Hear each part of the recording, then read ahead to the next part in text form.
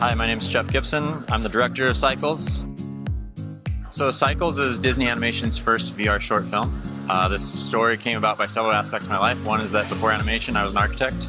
In architecture school, you're taught that every home can tell a story, that over time, places and spaces become characters. I really love that idea.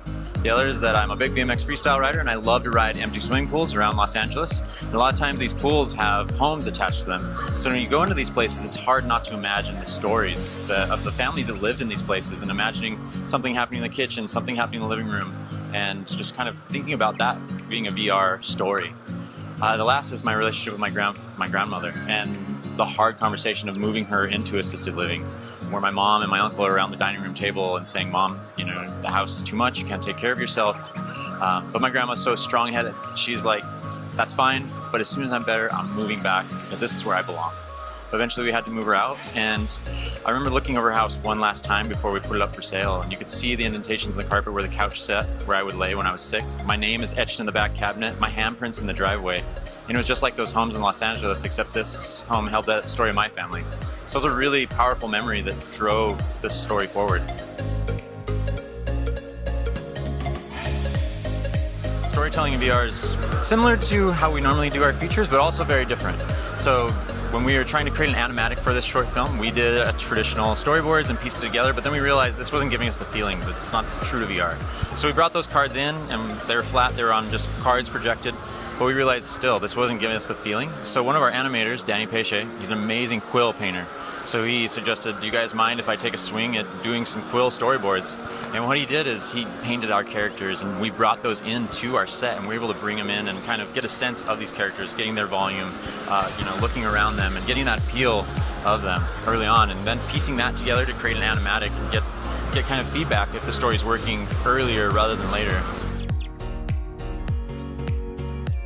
In VR, you can look everywhere. How do you direct the audience's eye? That's one of the biggest challenges from a filmmaking perspective. And so we use a few techniques. One that we like to call the Gomez effect, and that's basically when you are looking at where we want you to look, everything's in color and full of life, but if you look away, it starts to darken and desaturate. And what that really is based on is because our film is memories. If I think about our conversation tonight, I won't remember what's happening behind me, I only remember looking at you all.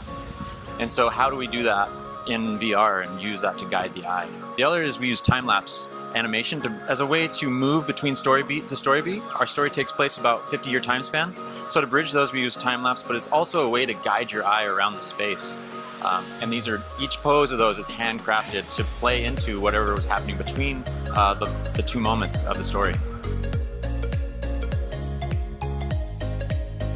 One thing I really learned, and I still think is really crucial, is persistence and trusting your gut. I think that VR and all these new kind of forms of content, forms of media are so new and so exciting that no one really has the right answer.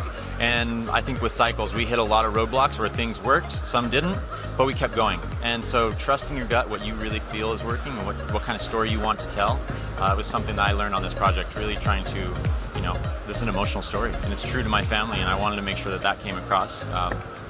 So ultimately just having to trust my gut and make the decision to make the film that I wanted to. And so for all the creators out there, I hope that you can trust your gut and have the courage to follow through and make something that you really believe in.